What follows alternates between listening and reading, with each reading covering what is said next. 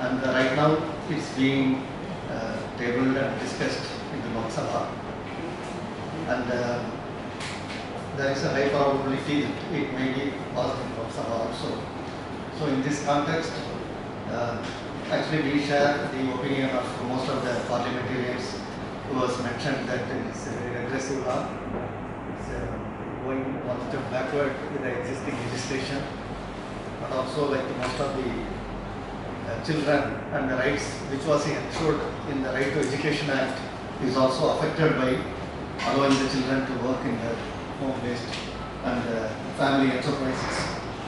So in this context, we have organized this press meet to share the opinions and also the concerns of the civil society organizations. And on my right is Mrs. Eenakshi Ganguly. She is the co-director of HUG, Center for Child Rights. On the left is Mr. Ambarish Roy.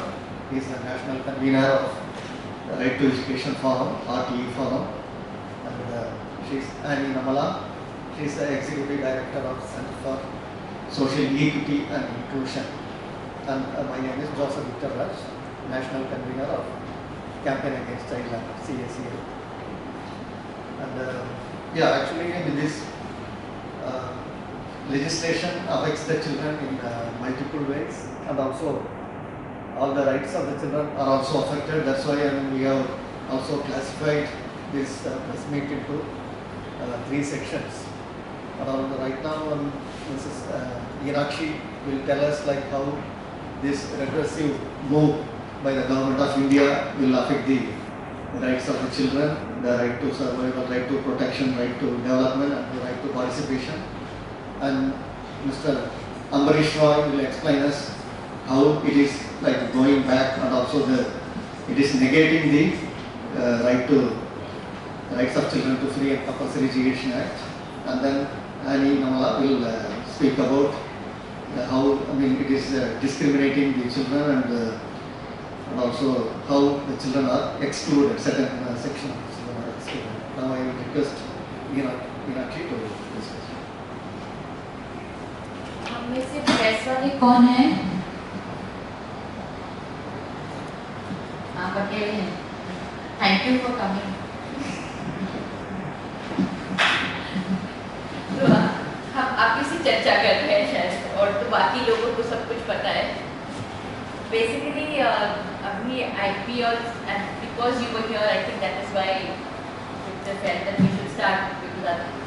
The reason for at the moment हमारे attention तो इस पे लगा हुआ है कि what is the चर्चा going on in the Lok Sabha, and most probably if we know the way the wind blows, it will be passed in the Lok Sabha, because that's where the majority is for the BJP. I don't know, I'm just so depressed today that it's not a very good time for me to be talking. I'm super depressed because I was part of the campaign that tried to prevent the 1986 child labour bill from being passed in the form it was, and I was particularly young then and much more optimistic. And now, after 30 years, I'm doing the same thing and I'm hearing the same arguments, and it really depresses me that the children of the poor must work, this country is very poor, the cultural practice, we have to go with our cultural ethos, it is about our socio-economic and social fabric. I just find every one of these words such a sense of deja vu that लगता है कि वही बात बोलते बोलते अपने अपन थक ही जाते हैं. मैं तो थक गई और मुझे हताश हो रहा है, और I am very sad today. So I don't know whether it is worthwhile for even to say why it is detrimental, because it's, as far as I'm concerned, it is it's not even a new wine in an old bottle. It is old wine in old bottle which is very fermented and undrinkable. तो वो पीने लायक ही नहीं छोड़ा इन्होंने. पुराना वाला ही कानून है, वैसा ही है. फैमिली बेस्ड ऑक्यूपेशन पहले भी था, अब भी है. We haven't learned our lessons from the fact that loophole existed in the earlier law, and yet we continue to introduce it in the current one. And since I'm talking to other friends also, I would like to share. It was very interesting. The secretary said to us when we were discussing the law, and they will tell you that they call people to discuss the law, that tomorrow when I ask my son to nail, wall पे nail लगाने को देंगे, तो आप लोग आके बोलोगे child labor है. So I mean the level to which the debate on child labor goes, it is so low. Where is the connection between nailing a nail on the wall and the kind of work that our children are doing actually? I mean, where is this? It is ultimate facetiousness and almost to the point of making it ridiculous.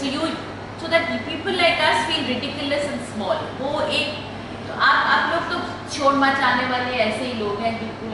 वो एक अजीब सा एक माहौल बन जाता है. And so it's very depressing because the same thing, the work है, labor है. क्या बच्चा अपने घर में काम नहीं करेगा? Of course करेगा. किसने काम नहीं करेगा? बच्चा अपने घर में काम तो करेगा. लेकिन does that have to be a part of the law? It doesn't have to be part of the law. That is part of the social fabric anyway. Not everything in social fabric has to be part of the law. Not everything good in our social fabric is good anyway. Caste is not good, and every parliamentarian has spoken about it. And what is depressing is in 1986 there were hardly 20 people in parliament when the law got passed. And I'm looking at the numbers over here. I think there are like hardly 20 people when the law will be passed this time. So just as somebody said, I think Ranjit Ranjan said that it is बच्चों के साथ खिलवाड़ है. Yesterday when they were discussing IIT and NIIT, there were more people present.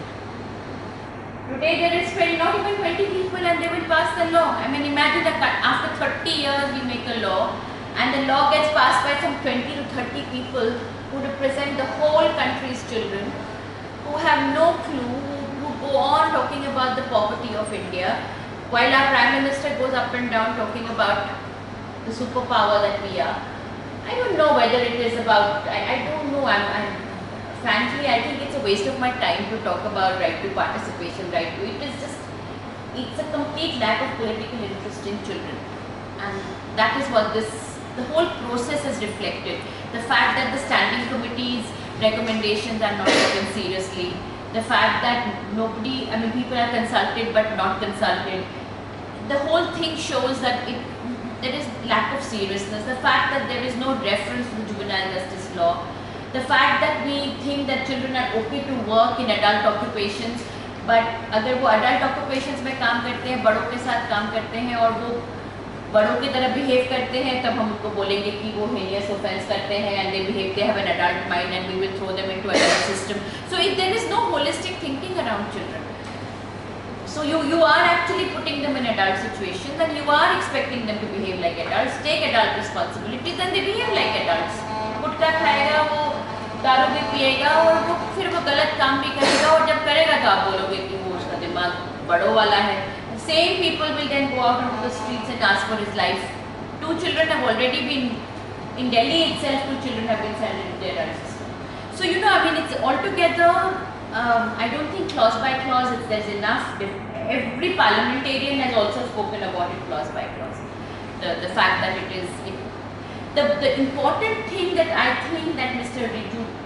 Riju has said, it is about corporate, it is about serving the corporate interests, and let's understand that. This is a law that is pushing people into the unorganized sector in a big way. It is about putting children into production for the global market at lower wages, at poorer working conditions. This is what it is basically, and therefore this law should be also read with the law that is coming up on Small Factories Act, which means that for children, that families can have occupations have people up to 40 people working in family-based enterprises, and CLPRA has been already exempted from that bill.